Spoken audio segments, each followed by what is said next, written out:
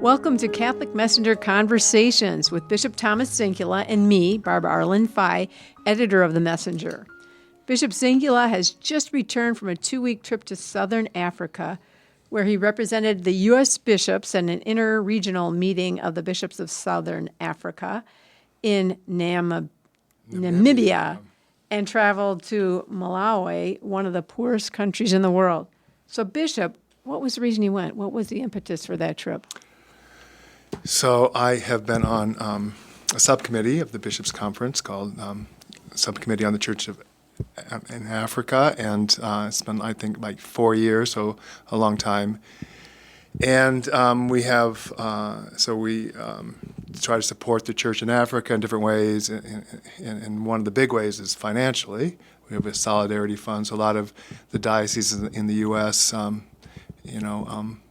ask for contributions to that fund from the faithful, and so we have a lot of money to help them to do good things. So the bishops' conferences are the ones, not just an individual bishop or diocese, but the conference of bishops in that particular region submits applications, grant applications, right? And so twice a year, this subcommittee goes over those and decides which ones we're going to fund and how much. So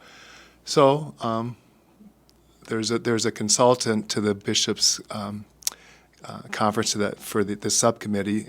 His name is Fritz Zuger, and he's kind of the guy who knows Africa really, really well. He's been going there for 15 years. He's made lots of trips. He knows the church in Africa very well, and then the people, the bishops that are presidents of bishops' conferences and the secretary generals of bishops' conferences and regions.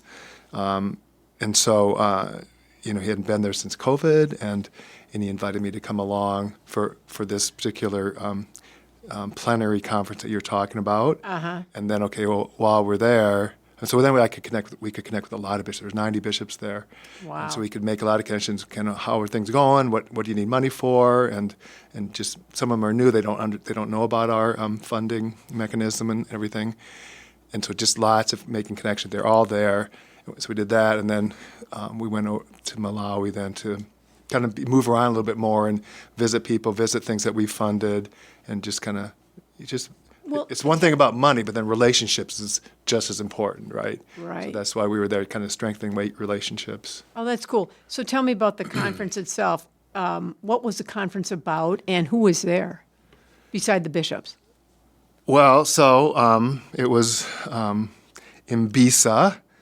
That's the acronym, which stands for Inter-Regional Meeting of Bishops of Southern Africa.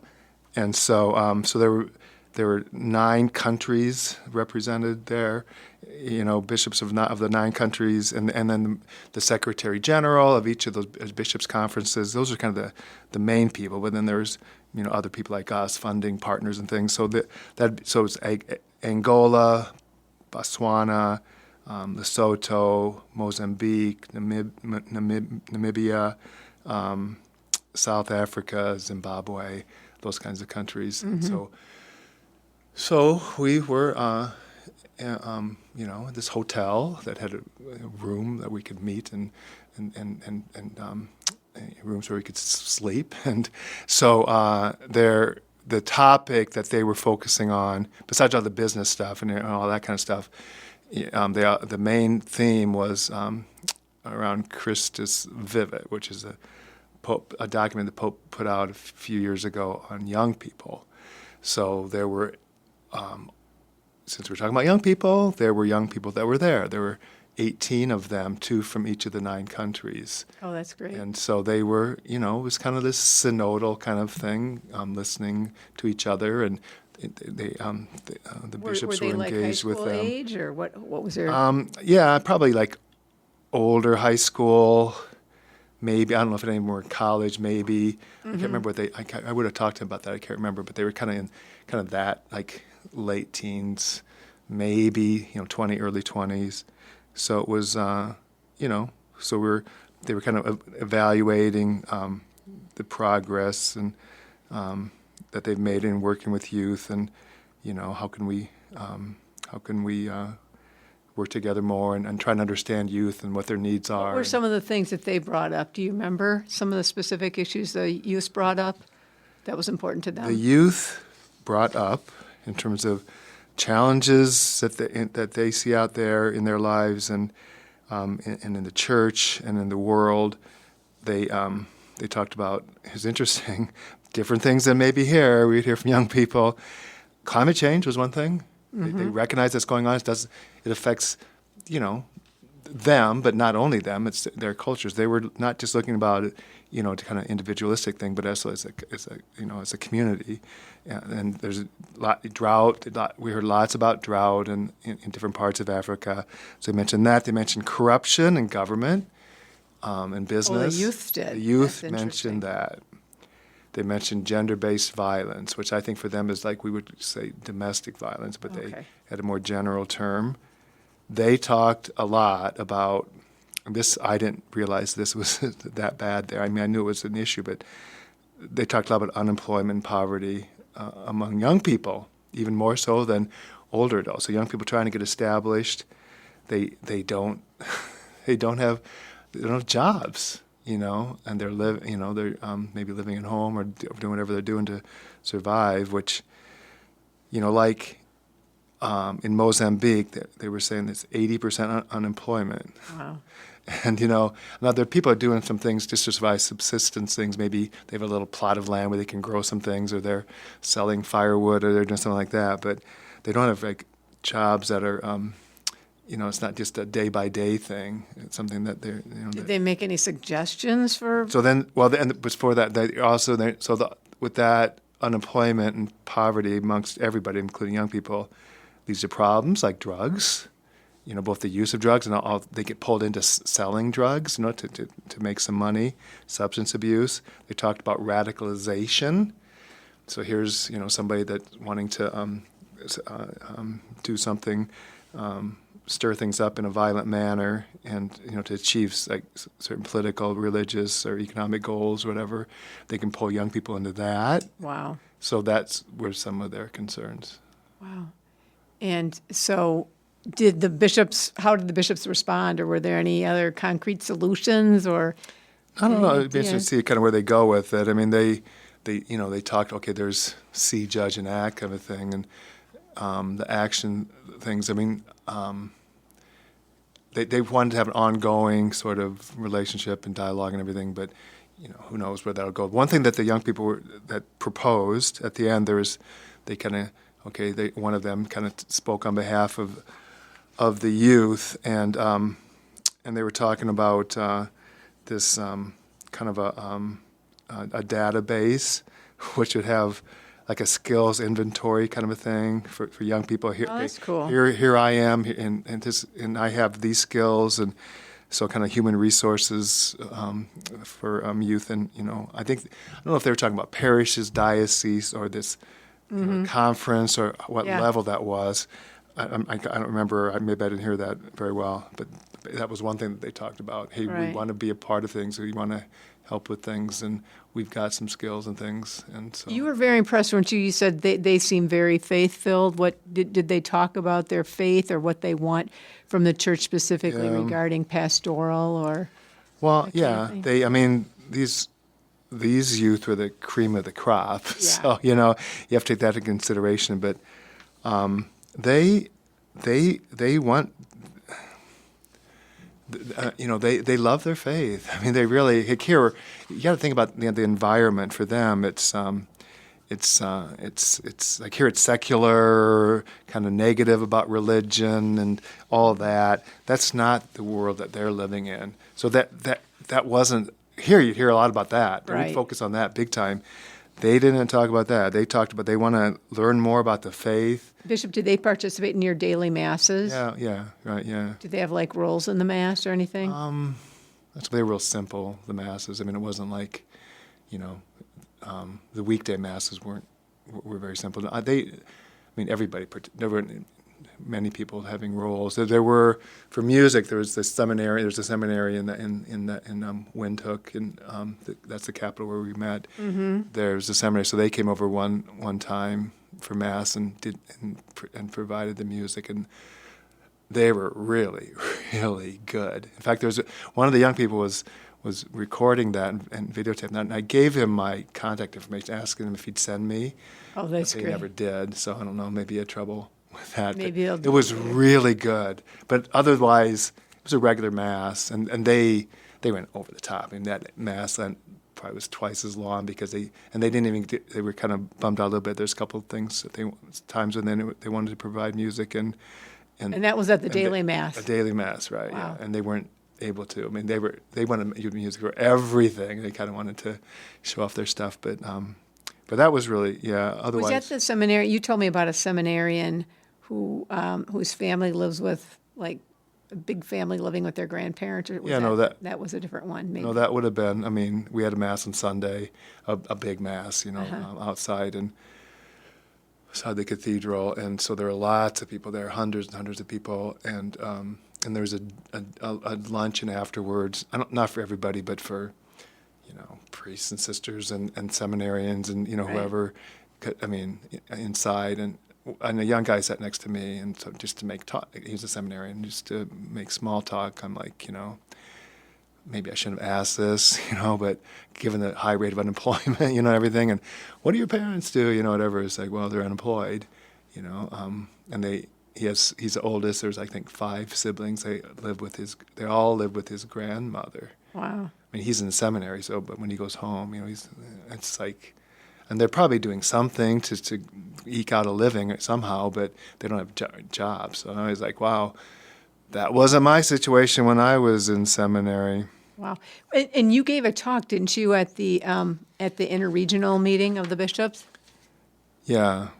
So what was that? What did you focus on? I was just kind of, I'm representing the bishops and mentioning that, and it's good to be among them and my brother bishops in Africa. And I mentioned something about the theme, which was the theme was building forward together, re-imaging the Church's engagement with young people in the Imbisa region in light of Pope Francis's apostolic exhortation, Christus Vivit. So I just mentioned that we're working on that too in our country, trying to connect more with young people. And I just talked a little bit about, the history of our subcommittee, how that kind of came about, which was actually, Catholic Relief Service was doing wonderful things in Africa with regard to disasters and humanitarian things. And so then the bishops, I think it was East Africa, I can't remember, but they were like, we need help with pastoral things too. There's those things, but we need things just with regular pastoral things. And so a bishop from the U.S. heard that and came back to our bishops' conference, and that led to the subcommittee, and it led to the Solidarity Fund. And so, I kind of talk about that, and there's a pastoral letter that the U.S. bishops put out in 2001, a call to solidarity with Africa, and that's kind of when we kind of got going with this thing, and so I was just kind of it's like I was trying to say in different ways that that this isn't us telling them what to do. Here's what you need to do and everything. It's not that. It's they tell us what they need. So the age of colonialism is over. That feel to things needs to go away, and they know that, and so they appreciated hearing us seeing ourselves as partners, because they're helping us. There's all these priests from Africa, thousands of them, right, in the United States because of our situation. So they're helping us, and they can help us with personnel. We can help them with monetarily. So I just was kind of talking about just that kind of a thing, fraternal relationships amongst the two continents, and wanted to share our gifts that we have with the Church in Africa, just like they're sharing with us. It's reciprocal. It's collaborative. And just real briefly, the bishops all shared some of the issues that they're dealing with in their own diocese, right? Yeah, at one point they all got up there and did that, and they gave them a certain amount of time for each of them, and they would talk longer, some of them. One thing that they didn't do so well there, they just didn't want to, here we're kind of, okay, here's the agenda and stick to it. they're just too kind. You know, like the person who was the president of the conference and facilitating the meeting.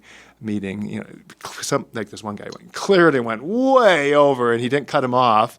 He did just okay. So then that meeting lasted longer. You have to readjust then the whole schedule, and I'm like, oh wow, this is a different feel to it. Wow. Yeah. So they each came up and spoke, and you know, there was a lot of similarities with what they had to say, but one thing so some of it was somewhat predictable, I suppose, in terms of COVID and the impact that's had on their country and on the church, the socioeconomic situation that, you know, they talked about climate change, you know, that's having more impact there than maybe for us in general in the U.S. They talked about, you know, whether they had enough priests or not, and you know, Laudato Si. They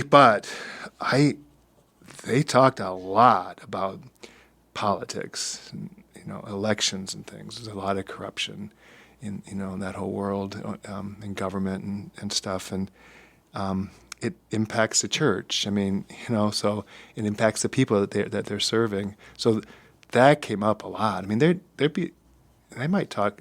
You know, a bishop might have talked about that almost as much as he talked about specifically spiritual things. Wow. So I found that very interesting.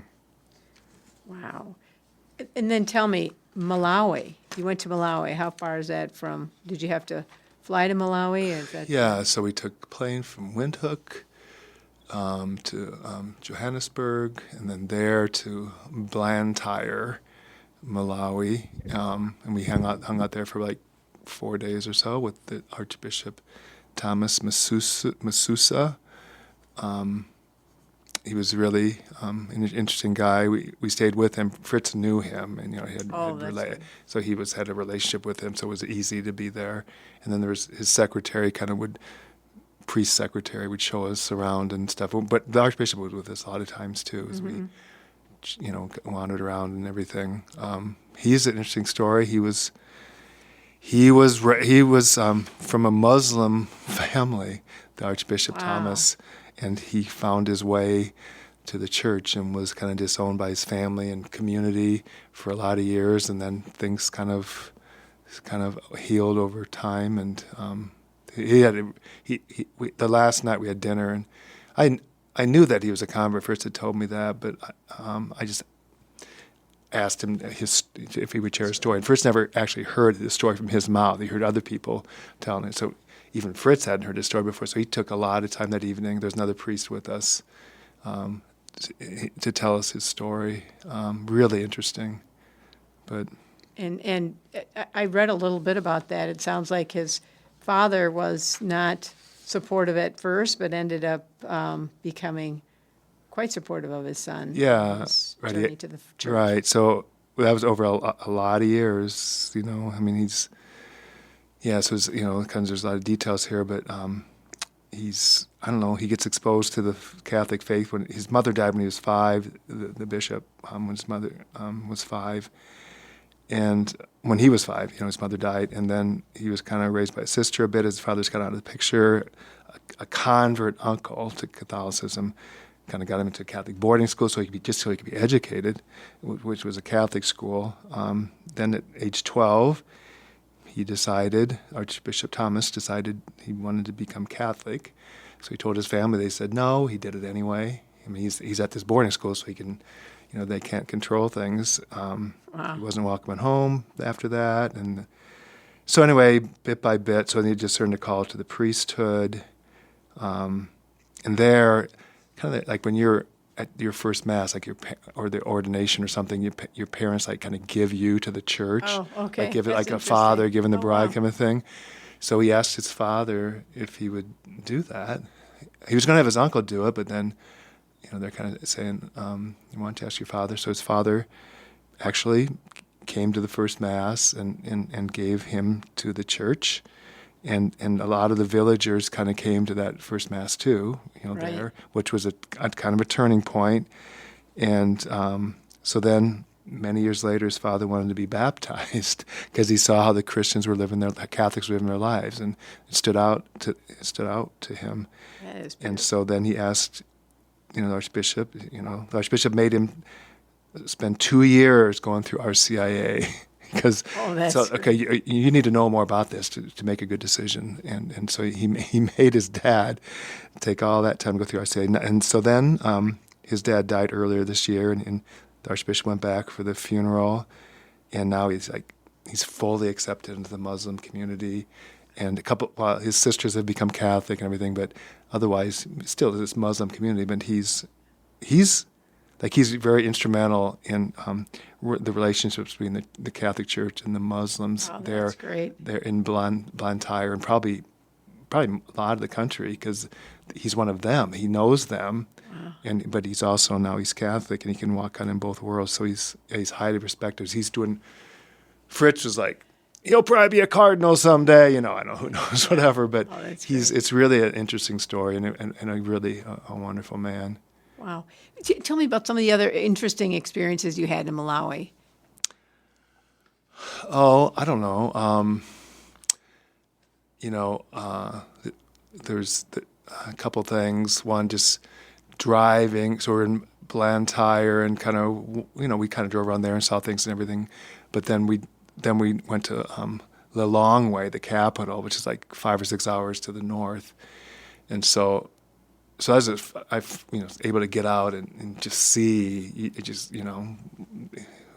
see what's going on there, and it's all these people, it's a busy road, and there's all these people walking and biking and carrying firewood, into town to sell, and there's a lot of tomatoes around there, and so people were selling them. Women carrying water from like streams or boreholes, wells, from down the road somewhere, eking out a living. And so just seeing that and I'm looking at everything and trying to take it and asking questions. We had this African priest was driving, so we somebody could explain things, and so that was very interesting. And then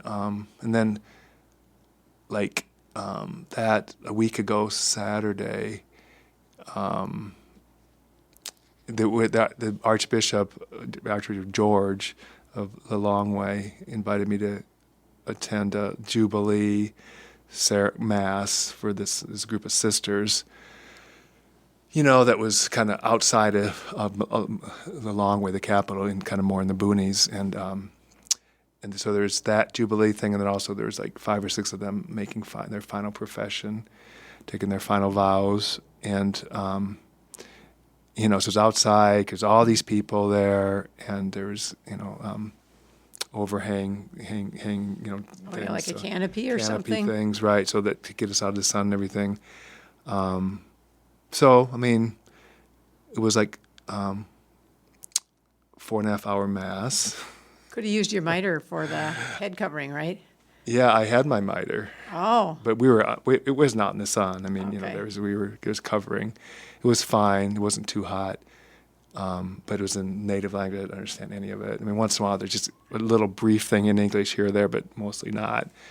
So it was, 3-hour mass. I expected that. But then I'm thinking, okay, well, let's get to the food here, and then it was, oh gosh, I bet 45 minutes of giving presents to those sisters that were they're making final profession. Everybody came up. And what kind of presents did they give? Just, the usual thing with baskets of food, fruit, and different kinds of food things. And, there's all kind flowers, like buckets that they can use for different things, like carrying water and whatever else. Wow. Practical things. I don't remember, toilet paper, big things of a bunch of things of toilet paper. Wow. Rolls of toilet paper, just anything and everything, like all kinds of different things. So they'd just be there and receive those things. And some people were giving money, but mostly not. I didn't see a lot of that. Somebody who was it? Oh, the bishop the priest, the secretary general. He's new, who would give me a ride there and was there for the mass. He kind of secretively kind of gave me some bills, some money to put in the basket because anyway, so I could go through the line. So anyway, so there's that. I was like, okay. And then there were talks, another 45 minutes or so. Oh, wow. People giving talks that I don't even, I can't understand what they're saying. So it was 4.5 hours. Then there was finally food. Did you get to talk during this thing? Yeah, they kind of made a big deal about having this bishop from the U.S. and so the Archbishop introduced. Well, he kind of mentioned me, and then this priest who knew a little bit more about me that had brought me there, he kind of introduced me, and then I said a few words. So tell me, what something happened to you while you were in Malawi? Did you have a eye situation? I had an eye situation. So that Friday before the big Jubilee Mass, that later in the afternoon, my right eye started becoming irritated, and I didn't know if the cornea had been scratched by something, dust or something, or if an eyelash, like something's in your eyelash, and it was irritating it, and so it just was. I didn't sleep. I slept about half the night, because it was annoying. Oh yeah. And so then the next morning, and it's blurry, somewhat, my vision is blurry, and it's Saturday. I wanted to go to this mass, and so I'm like, it'll clear up maybe, and so then Sunday was worse, and my eye doctor tells me has told me a lot of times you're at an increased risk for detached retina. Just gotta be aware of that, and if that happens, then jump on it. And I'm like, this would not be a good situation for this to happen in one of the poorest countries in the world. And so I was nervous about that. I overreact when these situations with something in my eye because I'm just it's a delicate situation. But there it is, Sunday, and so one of the priests was, most of those guys that work in Secretariat, the priests are out helping on weekends, and this guy was new, and he didn't have a gig yet, weekend gig. So he took me to a local Catholic hospital. It was in a poor area. His name is Father Joseph, really good guy. God bless him to give up some time for me. And anyway. It was like, oh my God, this is so basic. I'm like, this is not, I don't know, what are they going to be able to do for me here? Like there's this eye chart in the hallway, at the end of the hallway, and so the lights weren't working. They weren't getting electricity. No. So they opened up the doors to the rooms off the hallway to let in some light from the windows. And the eye chart was sort of rough looking. It wasn't this fancy thing that we would have here. And, he paced off how far back I'd stand and, Oh, that's so And so that was like, okay, well, that's that. And he was sort of nervous. It's kind of a GP, kind of a doctor. And I don't know why. He's sort of, because there's a bishop from the United States and it was the eye and that's not his thing. Or I don't know. So anyway, so then you have to start there, evidently, the local thing, before you can go to the general hospital. Okay. So then we went to the general hospital, and it was better. In terms of what it looked like from the outside and everything, but there weren't any doctors around, and it was Sunday, right? So anyway, then we're asking people before we determined there weren't any doctors, like where do we go, how do we get in this place, and as this priest is talking to people in native language I can't understand. Right. I'm looking around, I see what turns out to be the entrance. There were some people carrying out a body. That was no longer alive, and they're just out their front door. We would never do that here. It'd be all sort of, oh my gosh. But they're closer to death than we are. We try to sanitize everything, But and the family was with them. There's like 5 or 6 people around, and they're taking the car. This woman was crying, and I wouldn't say wailing, but she was sobbing. I'm like, wow, this is a different situation for me and my eye. What's going to happen with my eye, Yeah. So, but anyway, so then we couldn't get in, and they did get hold of the doctor, and she prescribed an antibiotic lotion thing. Uh-huh. So I started putting that in, and then I saw her the next morning, Monday morning, at Seventh-day Adventist Hospital. which they do that very well. That's like the best for that in the long way. So I had this appointment with an ophthalmologist, and she happened to be a retina specialist. So it's like, Oh, that's great. thank you, Jesus.